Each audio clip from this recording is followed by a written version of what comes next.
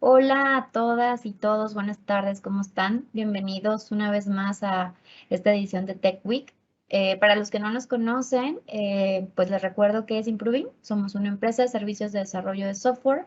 Tenemos oficinas en Guadalajara y en Aguascalientes y nuestro headquarter está en Dallas. Tenemos muchas líneas de negocio referentes al tema de tecnologías de la información, así que los invitamos a que visiten nuestras redes sociales. En un momentito se las vamos a poner. Y pues bueno, tenemos hoy el honor de presentar a dos de nuestros grandes improvers. Uno es Emiliano Landa y el otro Mauricio Telles. Me voy a permitir presentarlos y también les voy a dejar el link de registro, sobre todo para los estudiantes que nos acompañan de las universidades. Para nosotros es muy importante que nos ayuden con su registro para pues después podernos contactar con ustedes. Así que, bueno, la primera plática será de Emiliano Landa y Emiliano es de Jalapa, Veracruz. Estudió la licenciatura en informática en la Universidad Veracruzana y una maestría en redes y sistemas en LANIA, Laboratorio Nacional de Informática Avanzada. Ha trabajado en distintas empresas como desarrollador de sistemas y aplicaciones. Le gusta mucho seguir aprendiendo nuevas tecnologías y frameworks de JavaScript. Posteriormente a su plática nos va a acompañar Mauricio Telles. Él ha estado trabajando en Linux durante más de 20 años y en todos estos años desempeñó varios roles como administrador de sistemas, desarrollador y usuario final. Solía escribir código en lenguaje C, luego cambió a la pila LAMP y el uso de Python, Django, Poster y Docker para crear solución basada en la web. Actualmente está interesado en la programación funcional, así que comenzó a aprender Elixir y él hace un tiempo, apasionado de CLI y amante de Emacs. Bienvenidos a los dos y bueno, te dejamos, Emiliano.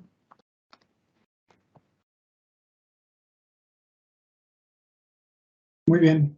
Bueno, pues muchas gracias. Yo les voy a platicar un poco acerca de los patrones de diseño y, bueno, su importancia principal.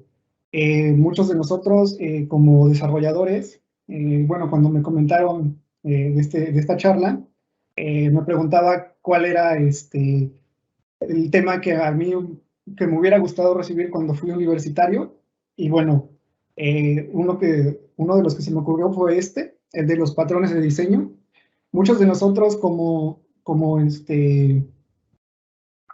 desarrolladores, como ingenieros, como licenciados, nos interesa mucho aprender tecnologías, aprender nuevos lenguajes, aprender nuevos frameworks, etcétera. Pero pocas veces le ponemos atención a temas como temas de ingeniería de software, en este caso los patrones de diseño. Algunas veces lo que hacemos simplemente es poner a un lado este tipo de cosas y dedicarnos a la parte que es pues, los lenguajes de programación. Sin embargo, los patrones de diseño son importantes y ahorita vamos a ver rápidamente por qué lo son. Siguiente, por favor. Bueno, ¿qué son los patrones de diseño? Son soluciones habituales a problemas comunes, es decir, son soluciones ya establecidas a la mayoría de los problemas que tenemos o que se nos van a presentar como desarrolladores. Un patrón es similar a un plano, se puede personalizar, que se puede personalizar para resolver un problema de diseño en particular. ¿Ok? Siguiente, por favor. Bueno, los patrones de diseño. Eh, un patrón tiende a veces a confundirse un poquito con lo que es un algoritmo. Sin embargo, es distinto. Un algoritmo la analogía perfecta de un algoritmo, pues es una receta de cocina. Nos indica paso a paso cómo hacer un platillo y qué tanta cantidad de cada ingrediente poner a ese platillo para obtener un resultado. Un patrón no. Un patrón, como les decía, es más que nada, pues, como un plano. Nos indica las dimensiones, nos indica el objetivo final, pero no nos dice cómo se va a hacer. Simplemente nos dice esto es lo que se espera y son estas medidas y listo. ¿Ok? Entonces, esa es la diferencia principal entre un patrón de diseño y un algoritmo. Siguiente, por favor. Muy bien. Los patrones de diseño. ¿Por qué son importantes? Bueno, para ser honesto, yo cuando egresé de la carrera como informático, como licenciado en informática, desconocía los patrones y entré al mundo laboral sin siquiera saberlo. ¿Sale? A lo mejor la mayoría de nosotros llegamos como desarrolladores, llevamos bastantes años y no necesariamente tenemos que saberlos y los desconocemos o incluso los hemos aplicado, pero ni siquiera sabemos que estamos aplicando un patrón de diseño. Entonces, ¿por qué dedicarles tiempo a aprender estos patrones de diseño si les estoy diciendo que pueden ser programadores sin conocerlos? Bueno, la primera es porque son un juego de herramientas o soluciones ya comprobadas, ¿ok? Es decir, lo que siempre nos han dicho, ¿no? ¿Para qué reinventar la rueda si ya existe? Entonces, si ya existe una solución comprobada a un problema habitual, sería bueno dedicarle cierto tiempo a aprenderlo. Y otra cosa importante es que los patrones de diseño son un lenguaje común para poder comunicarnos entre nuestros compañeros de trabajo. Y algo importante, los patrones de diseño no están casados con un lenguaje de programación. Los patrones de diseño se pueden aplicar a los programadores en C, en C#, en JavaScript, en el lenguaje que ustedes me digan, se pueden aplicar estos patrones de diseño. Entonces, son también un lenguaje común que nos ayuda a comunicarnos con nuestros equipos de trabajo. Entonces, sí es importante dedicarle su tiempo a aprenderlos. ¿Okay? Siguiente, por favor. Ahora, cuando vamos a estudiar los patrones de diseño, pues lo primero que nos dicen es que son que hay tres clasificaciones principales, o tres categorías principales, que es los patrones que son creacionales, los patrones que son estructurales y los que son de comportamiento. Y bueno, a grandes rasgos, los patrones creacionales nos proporcionan mecanismos para crear objetos y que incrementan la flexibilidad y la reutilización de código. ¿Okay? Los estructurales nos ayudan a ensamblar objetos o clases con estructuras más grandes y a la vez nos ayudan a mantener la flexibilidad y la eficiencia entre esas grandes estructuras.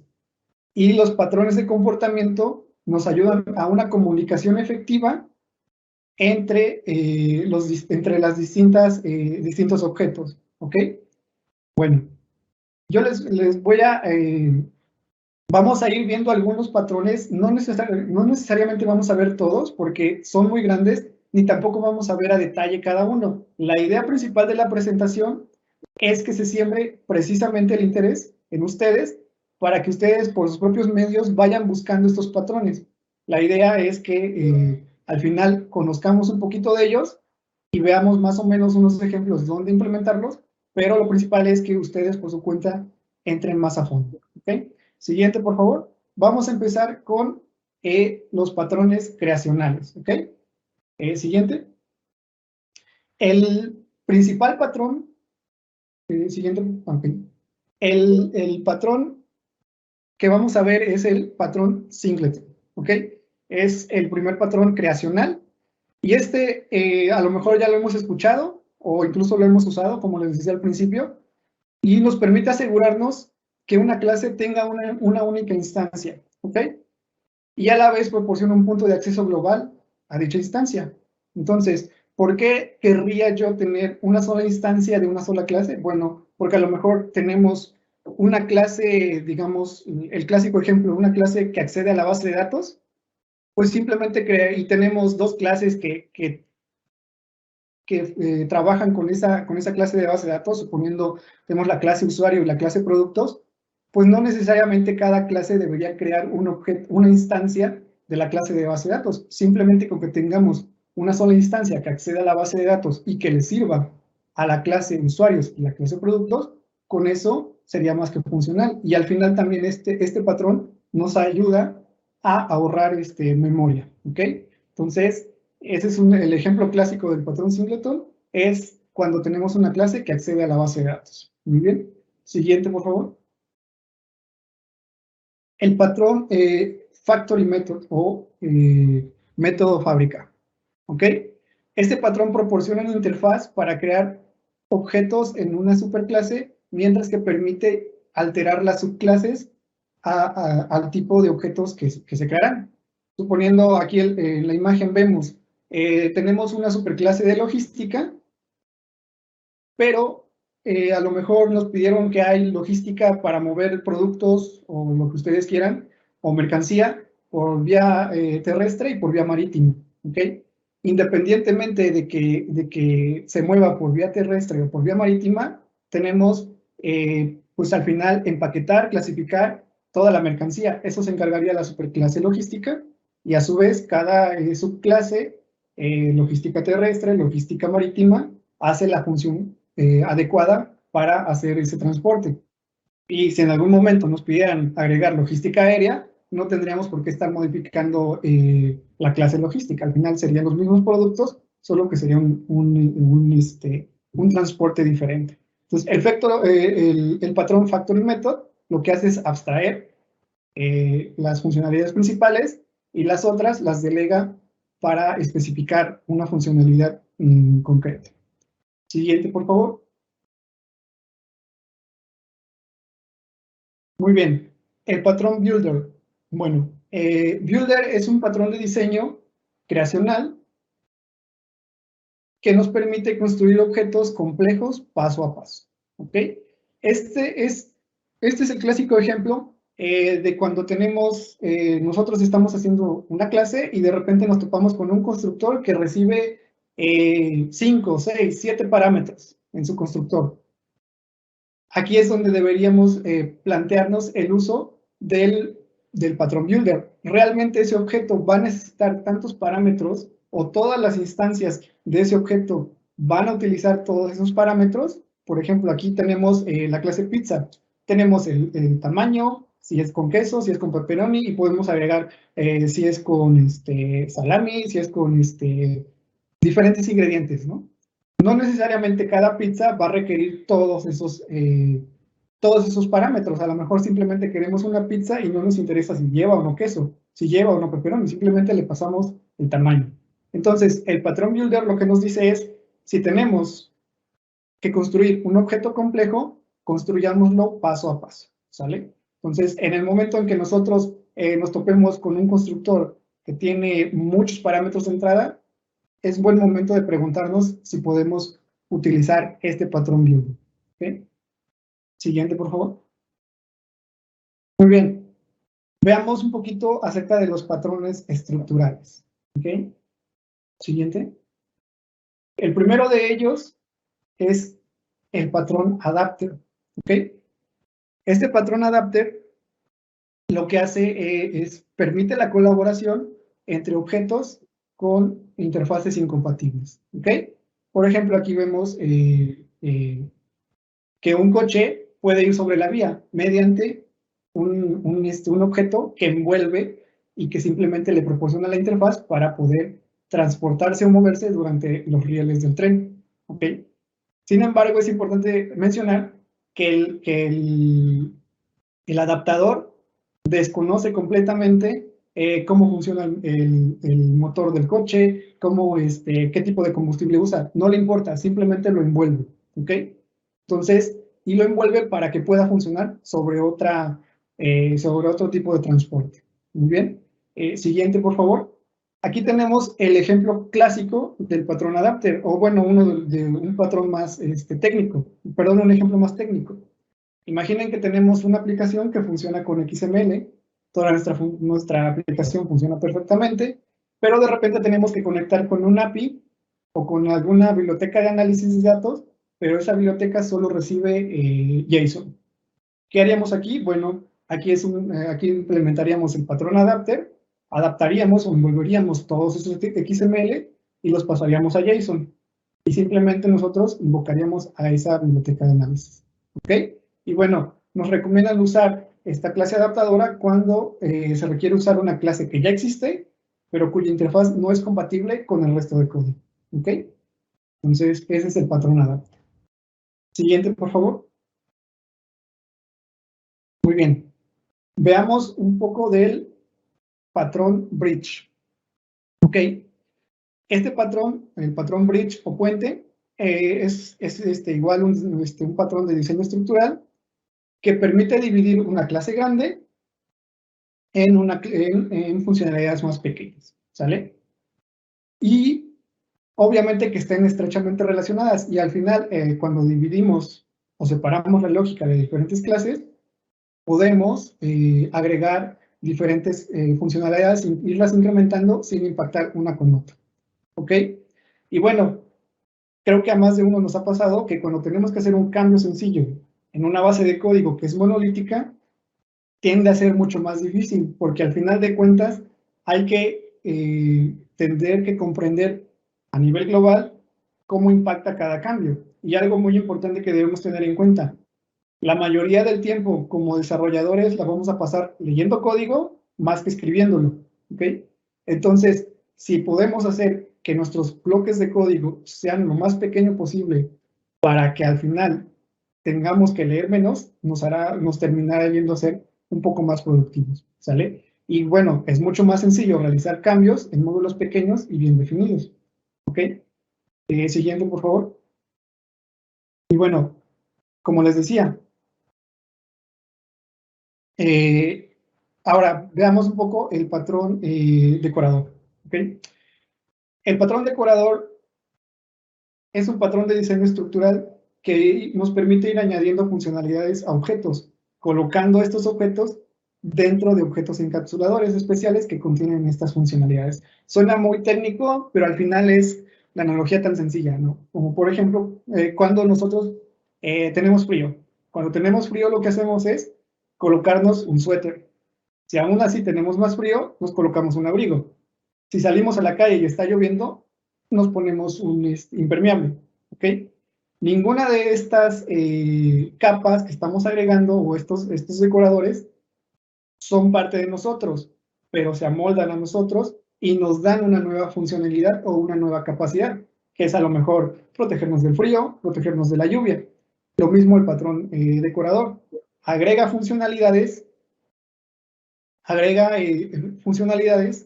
a un objeto en específico, ¿ok?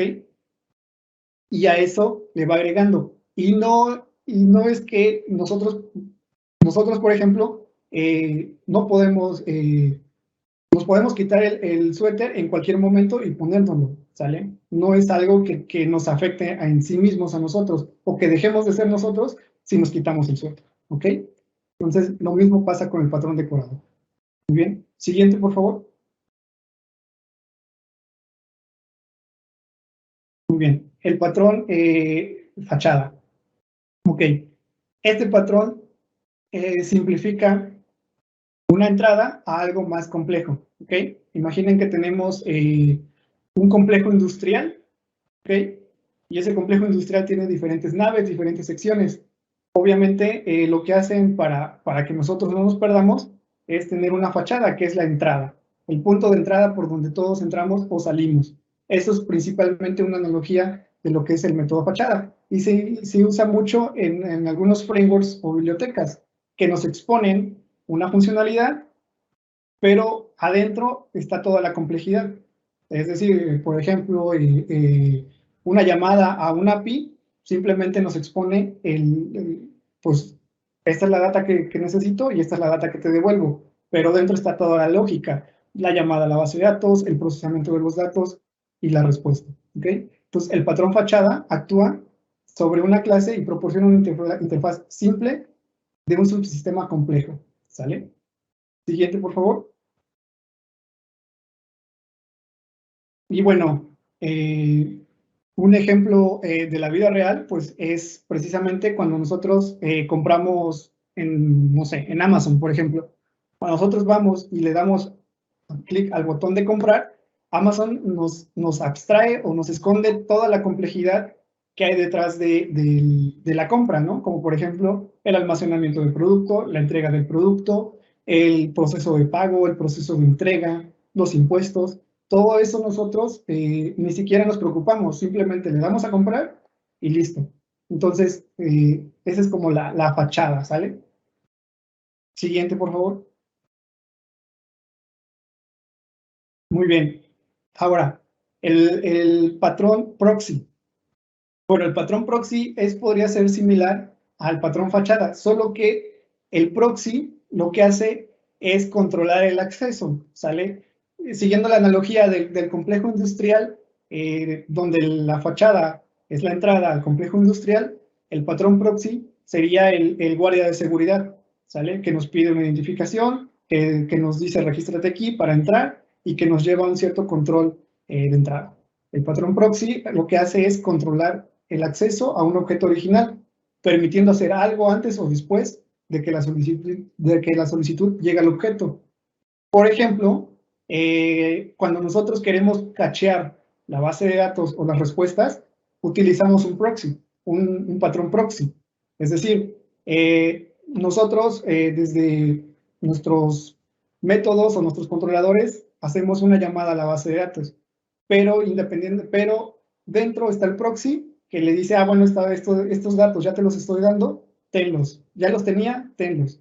Y simplemente nosotros no nos enteramos o el controlador no se enteró de que ni siquiera fue a la base de datos, sino de que el proxy le devolvió la data y listo. Y no tiene por qué saberlo. El patrón proxy hace esta funcionalidad. ¿Ok? Siguiente, por favor. Muy bien. Veamos un poquito de los patrones de comportamiento. Chain of Responsibility o cadena de responsabilidad. Es un patrón de diseño de comportamiento que permite pasar solicitudes a lo largo de una cadena de manejadores.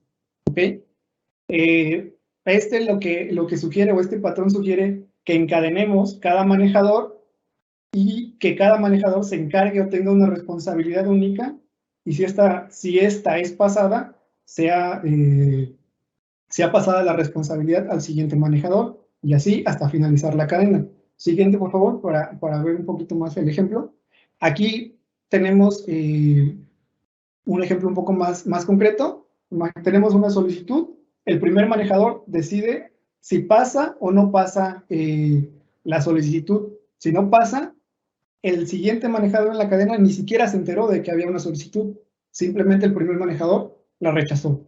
Pero si pasa, le delega la responsabilidad al siguiente manejador y así sucesivamente hasta llegar al objetivo.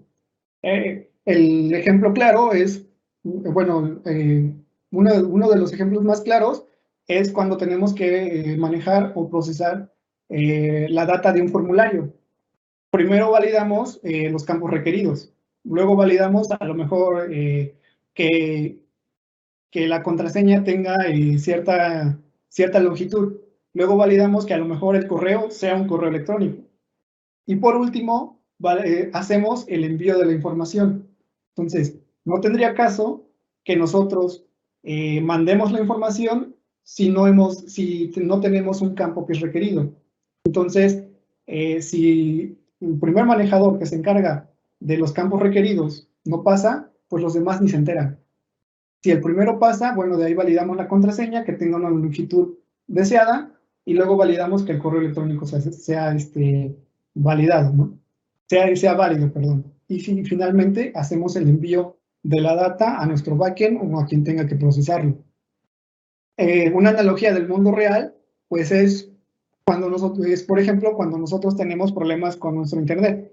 Llamamos a nuestro servidor, a nuestro proveedor de internet y primero nos topamos con el clásico menú por teléfono, ¿no? Si usted tiene problemas técnicos o si usted tiene problemas con tal, presione tal. Y presionamos. Ese sistema o ese pequeño nodo en la cadena le delega la responsabilidad ahora al call center. En el call center, pues nos dan el clásico consejo, ¿no? Reinicia tu modem. Si aún así persiste, entonces estos le delegan la responsabilidad a un técnico especializado, ¿vale? Que ya nos dirá un poco más la solución. Algo así, bueno, esta es la analogía del mundo real del patrón cadena de responsabilidad. Siguiente, por favor. Ok, el patrón mediador. El patrón mediador es básicamente una especie de semáforo en un crucero. ¿Okay? Decide quién pasa primero, quién pasa después y en qué momento le va dando el paso a cada uno. Al final de cuentas, este patrón es muy importante conocerlo porque podemos delegar toda la comunicación a un objeto mediador para que todos puedan, todos los que necesiten comunicarse lo hagan a través de este objeto. Hace tiempo me pasó en un proyecto que necesitaba utilizar formularios reactivos, y bueno, cuando se utilizan formularios reactivos, pues están encadenados, es decir, tienes este select y en el change de este select hay que disparar diferentes eventos, que por ejemplo se muestre un grupo de inputs y a lo mejor dependiendo de algún evento en específico se activarán otros campos. Bueno, yo no conocía este patrón y lo implementé así como se los describo, ¿no? Simplemente uno desciende al otro y se van en cadenita. Sin embargo, bueno, cuando lo hice, pues funcionó correctamente. Sin embargo, cuando empezaron a pedir los cambios fue cuando eso se volvió un caos, porque ahora de repente este hablaba con este con este, y cada uno, y se hacía muy difícil de mantener el código. El patrón mediador dice, bueno, si tienes que interactuar entre diferentes, si digamos que este input tiene que hablarle a este input, y luego a este select, y luego a este radio button, pone en medio una clase mediadora. Y esa clase mediadora se va a encargar de mediar entre todas, para que no se estén hablando entre sí, sino que esa clase lo que hace, o ese objeto mediador, lo que hace es recibir la información y contestarle dependiendo de lo que haya recibido de los otros. Y bueno, el ejemplo en el mundo real sería el siguiente. Cuando en un aeropuerto, pues imaginen que los pilotos tengan que hablar con otro piloto, con otros pilotos para decir quién aterriza primero. Sería un caos. ¿Okay? Para eso existe o le delegan esa responsabilidad a la torre de control. La torre de control recibe y decide quién aterriza y quién aún mantiene en vuelo. Eso es el patrón mediador. El patrón mediador está mediando entre diferentes elementos. ¿Okay?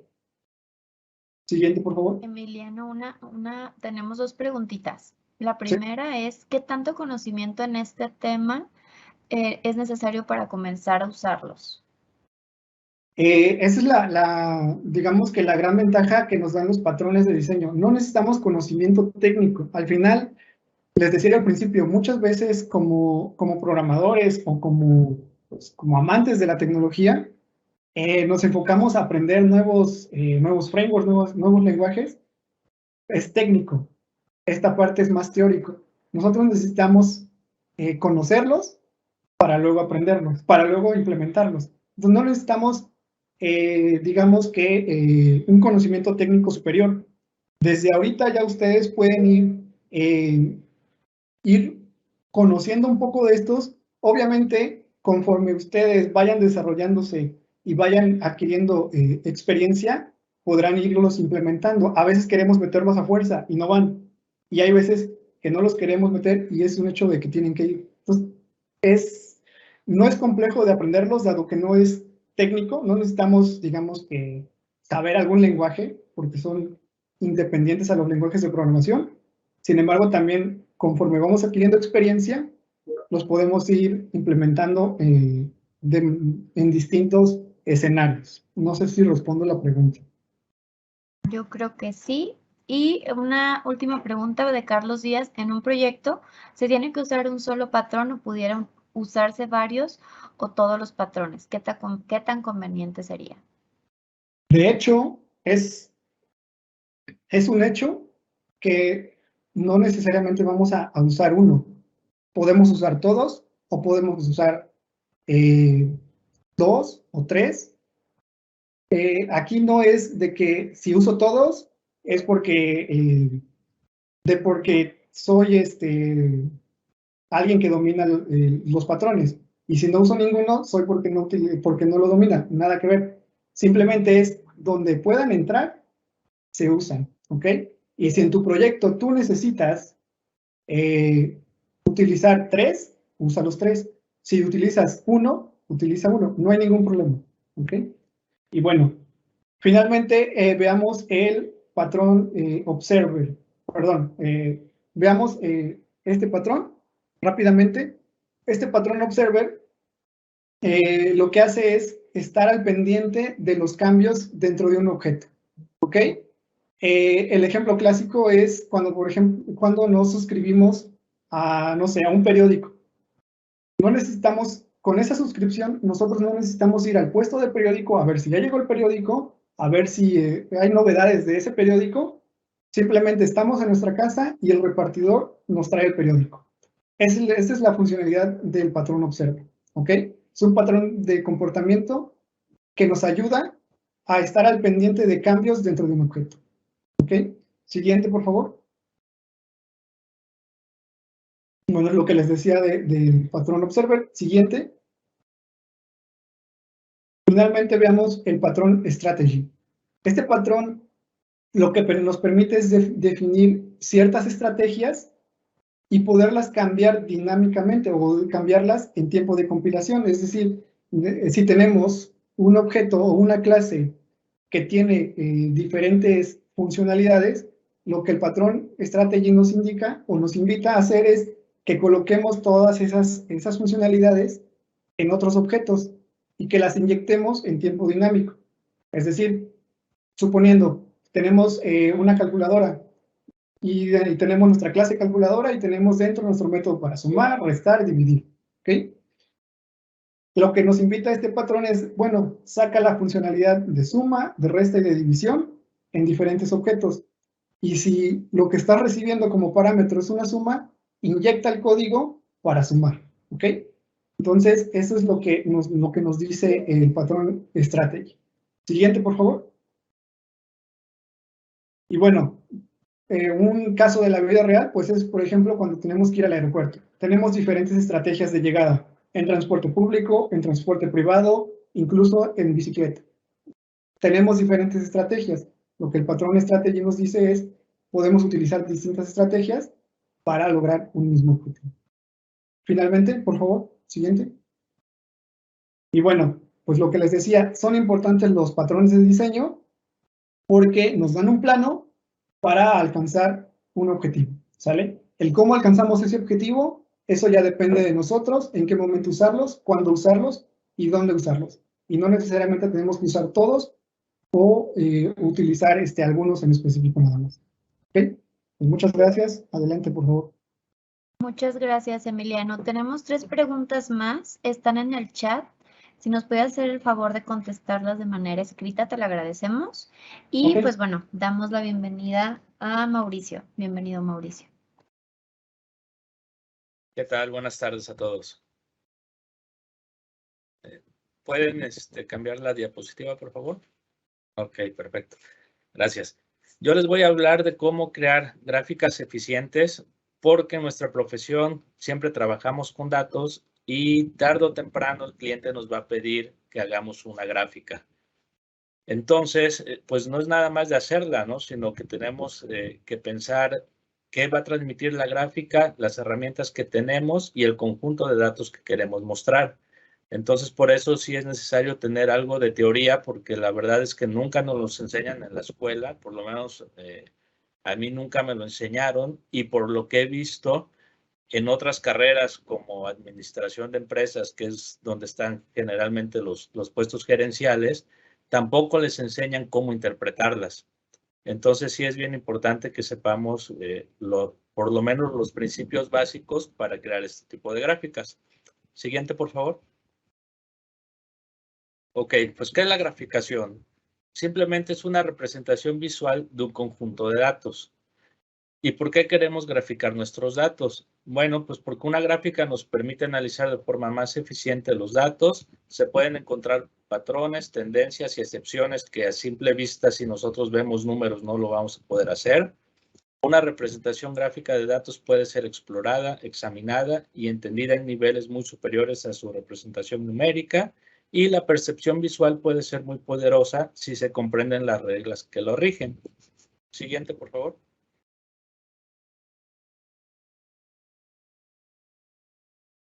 Ok, ¿qué es la percepción visual?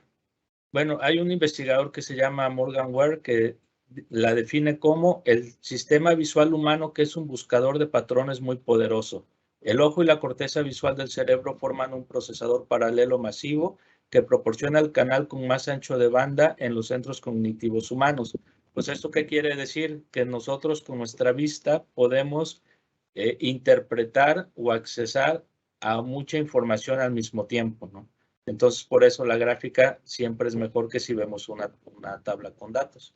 Siguiente. Aquí, por ejemplo, tenemos una tabla donde vienen unas ventas, ya sea por un canal doméstico, por un canal internacional, y pues como vemos es todo un año y bueno, pues tenemos aquí unas cifras que si nosotros las vemos, pues realmente no nos dicen gran cosa. Lo único que podemos determinar es que las ventas domésticas son mayores a las internacionales, pero hasta ahí. Siguiente.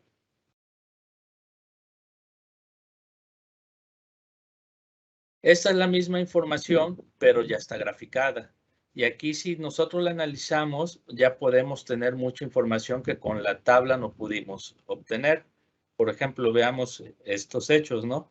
Las ventas domésticas son más altas que las internacionales, como lo vimos en el ejemplo anterior. Y las ventas domésticas en general tienen una tendencia a la alta durante todo el año, mientras que las internacionales se ven muy estables. Pero también vemos que en las ventas internacionales de agosto fueron una excepción respecto a todos los demás meses, porque si se fijan, hubo un pico hacia abajo muy grande que en los otros meses no se vio. Y las ventas domésticas tienen un patrón mensual arriba, arriba, abajo. O sea, tiene como dos picos hacia arriba, baja un poco en un mes y de ahí vuelven a subir otras 2 veces, ¿no? Entonces ya con simplemente graficar esos datos ya le estamos dando una interpretación totalmente diferente. Siguiente. Ahora, ¿cómo funciona la percepción visual? Esto sí es bien importante entenderlo porque en base a esto es como tenemos que desarrollar nuestras gráficas. Los objetos que percibimos son la suma de varias propiedades visuales y es posible diferenciar estas propiedades individuales. Por ejemplo, si nosotros estamos viendo una manzana, no solo vemos la manzana como algo final, sino que vemos un objeto que puede ser redondo, que tiene cierto color, que tiene cierto brillo, y ya cuando el cerebro interpreta todas estas propiedades, entonces ya es cuando decimos, ah, es una manzana. Entonces, eso es más o menos la percepción visual. Siguiente. Y esto tiene diferentes propiedades, ¿no? Tenemos, por ejemplo, la ubicación bidimensional, longitud, anchura, área, forma, color, orientación, que es más o menos lo que les comenté. Siguiente. Y ahora vamos a utilizar el conocimiento de la percepción para crear nuestras visualizaciones efectivas. Siguiente. Ahora, nosotros tenemos, o más bien el cerebro hace un filtro de la información porque como es muchísima información a la que nuestros sentidos tienen acceso, el cerebro tiene que de alguna forma aplicar un filtro para no procesar todo. Y una de las formas en lo que lo hace es por medio del contraste. Como pueden ver en esta imagen, tenemos un círculo, nada más que en uno el fondo es totalmente gris y en el otro tiene como cierto ruido. Y aunque realmente el círculo tiene la misma intensidad en ambos casos, destaca más en el que es puro gris el fondo, ¿no? Entonces tiene más contraste y nuestro cerebro lo identifica de una forma más fácil. Siguiente. Aquí tenemos otro ejemplo. Los ojos siempre son atraídos a patrones similares o cosas que ya conocemos. Si alguien me puede decir qué es lo que está viendo en esta imagen.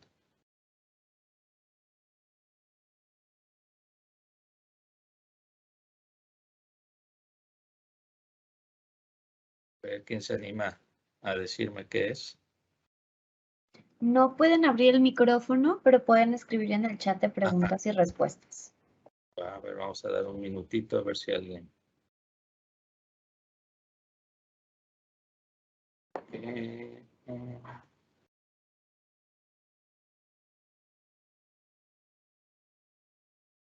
Bueno, para no detenernos mucho, entonces les voy a comentar.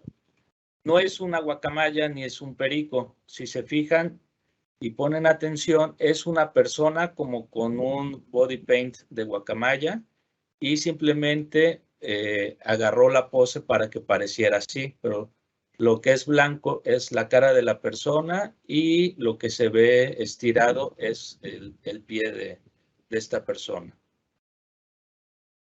Okay. Siguiente, por favor.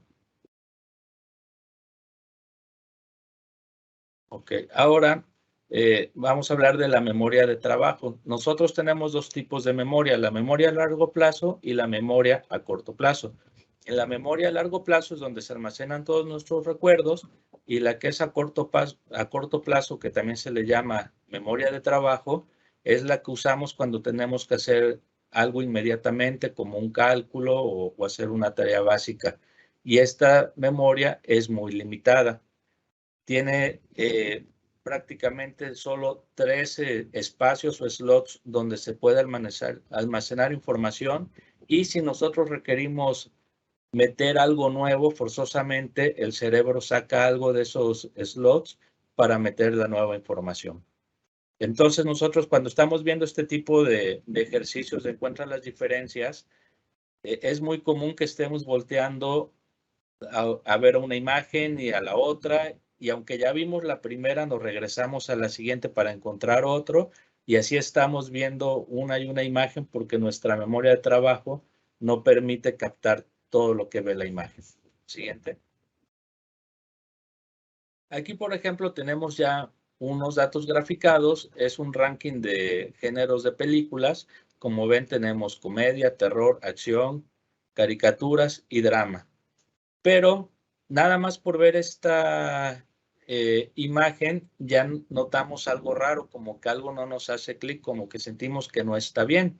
Y es porque el tipo de gráfica que estamos usando no es la adecuada. Estamos utilizando una línea de barras que nuestro cerebro ya lo interpreta que es para cosas que tienen que ver con series de tiempo. Entonces, ahí ya empieza la parte de la percepción que les comentaba y de los atajos que toma el cerebro. Entonces, al usar ahorita una gráfica incorrecta, a nuestro cerebro ya le cuesta un poco el interpretarla. Siguiente, por favor. Okay, aquí están ya los mismos datos de la gráfica pasada, pero utilizando una gráfica de columnas, que también este tipo de gráficas la mayoría de las personas las conoce como de barras, pero el nombre correcto son gráfico de columnas y las barras son horizontales, ¿no? Entonces, es la misma información, pero ya tiene más sentido para nosotros al graficarla así, porque el cerebro ya identifica que estamos generando un ranking de opciones. Siguiente. Ahora, el cerebro también tiene un mecanismo que se llama procesamiento preatención, y esto es que ciertas formas y colores siempre resaltan de su entorno. El mecanismo de este resaltado se conoce como procesamiento preatención porque sucede antes de nuestra atención consciente. Es como les comenté en la gráfica de barras que vimos hace 2 slides, que nosotros todavía ni sabemos bien por qué, pero ya sentíamos que estaba algo mal en esa gráfica, ¿no? Entonces, ese algo que no sabemos es el procesamiento preatención. Siguiente. Y ahora tenemos diferentes atributos preatención. ¿Esto qué quiere decir? Que son atributos que van a llamar nuestra atención de una manera mucho más eficiente que otros. Y primero tenemos el de longitud. Si se fijan aquí es muy fácil determinar que una línea es más grande que otra. Tenemos otro que es el ancho. En este caso se ven prácticamente iguales, pero bueno, sí hay uno que es un poquito más ancho que otro. Tenemos el de orientación, que se puede ver muy claramente que todas las barras son verticales y hay una que está en diagonal. Tenemos también el tamaño, donde un círculo resalta más que los otros. Tenemos también por figuras. Tenemos curvaturas. Si se fijan aquí, todas tenemos como unas pequeñas ondas y solo hay un elemento que es una columna. Exacto, gracias. Y eso hace que resalte de todo lo demás. Después tenemos también el tono, tenemos la densidad y tenemos abajo lo que es la orientación 2D, que también nos permite de una manera muy, muy fácil identificar algo que se sale de la norma. Y también tenemos el agrupamiento espacial, que aquí si se fijan tenemos grupos y somos capaces de identificar que están agrupados sin que estén encerrados en un círculo cada uno, ¿no? Por ejemplo. Y aparte tenemos otro que es el de la dirección. Aquí todas las gotitas están hacia un lado y solo hay una que está en sentido contrario. Exacto. Entonces, si nosotros utilizamos estos atributos en nuestras gráficas, pues ya sabemos que llevamos las de ganar porque el cerebro es con lo que trabaja en automático. Siguiente. Y aquí tenemos el contraste, que es lo que veíamos hace rato. Tenemos un pequeño cuadro arriba y después una franja con un gradiente. Y si repetimos el cuadrado varias veces sobre el gradiente, vemos que cambia de color, pero realmente no es que cambie, es el mismo tono. Simplemente por el contraste que tienen abajo, nuestro cerebro lo ve diferente. Entonces también es importante que cuando nosotros pongamos color en nuestras gráficas, nos aseguremos de que los colores tienen el suficiente contraste entre ellos para que no se pierdan y pues que no nos haga dudar sobre qué valor es el que estamos viendo. Siguiente. Y en este caso tenemos dos ejemplos de los atributos preatención que les mencioné. En uno, pues se puede ver de una manera muy clara que hay cierta dispersión de los datos en el lado izquierdo, y en el derecho ya se están utilizando colores porque los datos son más uniformes, y así con los colores podemos de una manera muy sencilla determinar el conjunto de datos que representa cada cosa. Siguiente.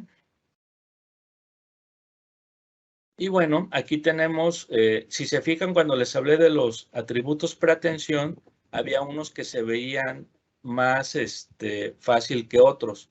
Esto es porque dentro de estos atributos hay unos que tienen mayor precisión o que nuestro cerebro los interpretan de una manera más fácil. El atributo que es más eficiente para nuestros ojos y para nuestro cerebro son las gráficas, ya sean de columna o de barras. Aquí nosotros identificamos muy fácil las alturas y cuál es mayor y cuál es menor en comparación de una barra con otra. Después están las líneas, que también nos permiten hacer un análisis muy sencillo. Y por último, tenemos la distribución o la dispersión espacial, que si se fijan es muy fácil identificar el círculo que está en la esquina superior derecha de esta gráfica, ¿no? O sea, está bien separado de todos los demás datos y lo identificamos muy fácilmente. Siguiente. Y bueno, aquí vamos a regresar a lo que vimos al inicio, la tablita de datos y nuestra gráfica. Y como les comentaba también en el ejemplo de los muñecos de nieve, la memoria de trabajo es muy limitada. Tenemos solo 3 slots para poner información cuando estamos trabajando con las cosas. Aquí lo interesante es que los slots no es nada más como que voy a poner, si lo ponemos en términos informáticos, un bit o un byte, sino que podemos poner inclusive un objeto. Y bueno, pues el cerebro al final de cuentas dice, yo trabajo con unidades y no me importa tanto la unidad con la que estoy trabajando. Entonces, si vemos nosotros la tabla y queremos decir, a ver, ¿cuál fue el mes en los datos domésticos que vendió más? Es muy complicado porque tenemos que ir comparando mes con mes y decir, bueno, si febrero es mayor que enero, ahora tengo que comparar marzo contra febrero, y ahí ya tenemos llena nuestra memoria de trabajo. Entonces, al comparar abril, tenemos que sacar alguno de esos meses y bueno, pues se va complicando bastante. Pero cuando nosotros vemos la gráfica, aquí en nuestros slots de la memoria de trabajo estamos metiendo una línea completa y esa línea completa equivale a una unidad. Entonces, para nosotros es bien sencillo ya al ver la línea determinar cuál es el mes que tiene mayor venta, e inclusive podemos hacer hasta una comparación de lo doméstico con lo internacional diciendo, y aparte, lo doméstico se vendió más que lo que lo internacional. Entonces, aquí podemos ir nosotros, ir almacenando diferentes cosas sin saturar, obviamente, que esto es bien importante y lo vamos a ver más adelante, porque las gráficas deben de ser lo más llanas y simples posible para poder tener la memoria de trabajo disponible. Siguiente. Ok, y bueno, ¿qué pasa cuando no utilizamos los atributos preatención? Estas son las gráficas ya de lo que no hay que hacer. Si se fijan, los plátanos que están al fondo en la gráfica del lado izquierdo, pues no nos dicen nada. A lo mejor es una forma, pues coqueta, si así quieren, de decir esta gráfica representa ventas de plátanos, pero no nos aporta nada. El encimar así las gráficas en 3D, pues tampoco ayuda porque se sobrelapan unas columnas con otras y bueno, pues no tiene caso hacerlo así.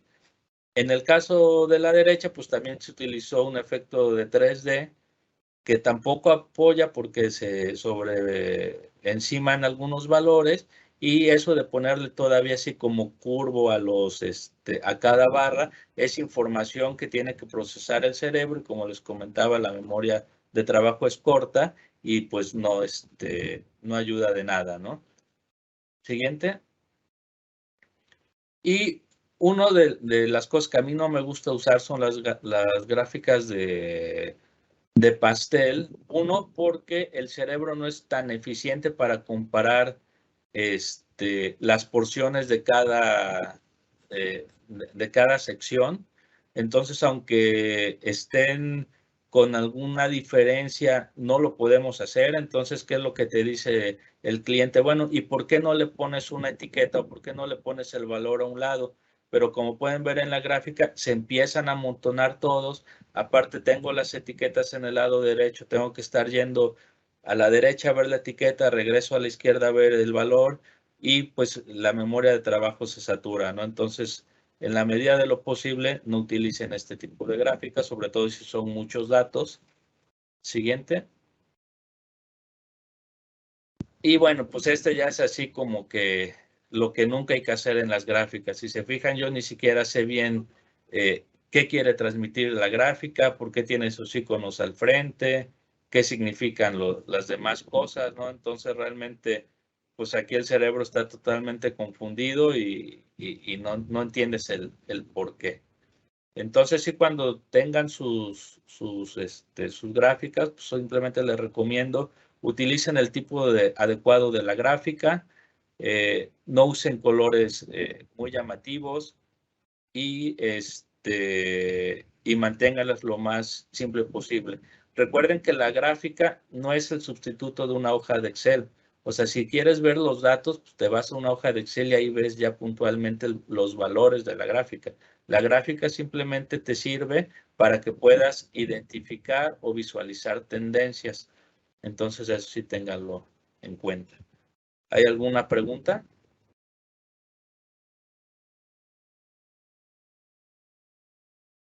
A ver, ¿quién? Preguntas y respuestas. No se ven preguntas. Ok, quedó claro entonces. Sí, Mauricio, muchas gracias. Muy interesante tu plática. Gracias.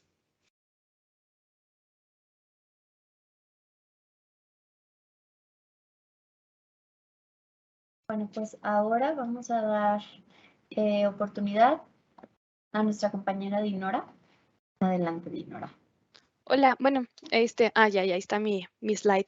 Yo solo entro aquí pues para recordarles que nosotros estamos aquí como Talent Acquisition. Yo soy Dinora, soy como uno de los puntos de contacto. Los invito a que nos sigan en nuestras redes sociales para que puedan ver pues todas nuestras publicaciones, nuestros eventos, para que puedan enviarnos su currículum y pues puedan seguir con nosotros.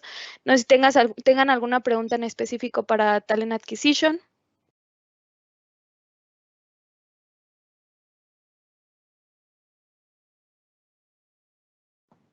Creo que no hay preguntas, Dinora.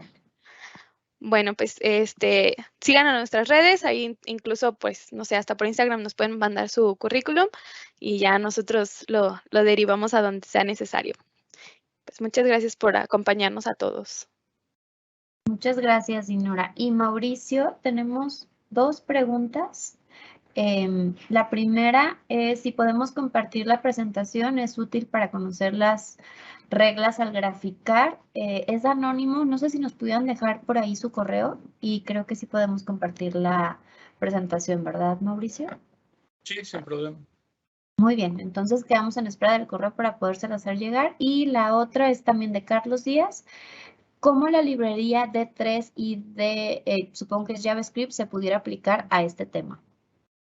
La mayoría de las librerías traen temas, que hay algunos temas ya optimizados para este tipo de presentación. Y si no, no hay problema, al final las puedes elaborar tú muy sencillamente, simplemente, como te comentaba, hay que trabajar en los colores. Yo lo que hago también es quitarle las líneas del fondo, ¿no? Que te indica la cantidad, o las pongo muy espaciadas para que no me metan ruido. Y por último, separo mucho las columnas también. Perfecto, Mauricio, muchas gracias. Y ahora hay una pregunta para Dinora. ¿En qué lenguajes están contratando nuevos programadores? Bueno, pues ahorita tenemos vacantes, ahora sí que en casi todo. Tenemos de Java, de JavaScript, de .NET. Tenemos ahorita unas abiertas en Xamarin, de C++. Pues esas en testing también hay para automation, alguna que otra para manual, pero más automation. Pero si gustan, pues pueden mandarnos su currículum, o si quieren recomendar a alguien, pues también lo mandan a través de la plataforma bueno, que tenemos interna, ya sea que sea alguien interno. Y si no, pues se pueden postular a través de la página de Careers, que se las podemos compartir por cualquiera de nuestras redes sociales. Muchas Ahí están. gracias, Dinora. Justo ahí las tenemos. Sí, ahorita les podemos pegar ahí la página, porfis, para que la tengan de acceso. Y pues bueno, una vez más, muchas gracias a todos y a todas por asistir. Les recordamos que seguimos con pláticas para jueves y viernes, gracias a nuestros speakers. La verdad es que estuvieron súper interesantes ambas charlas. Así que Emiliano y Mauricio, muchas gracias a todos, bonita tarde y nos vemos el día de mañana. Hasta luego. Bye.